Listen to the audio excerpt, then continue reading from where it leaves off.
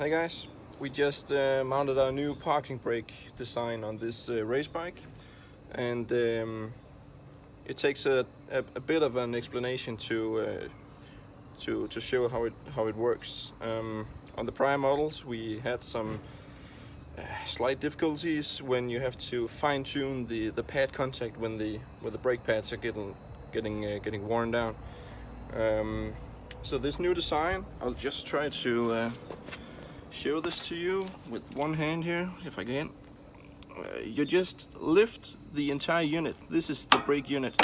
You just lift it up, and when you lift it, it exposes this blue nut underneath, and whether this is tuned high or low, this will fine-tune the position of the entire unit and fine-tuning the brake contact distance to the rim.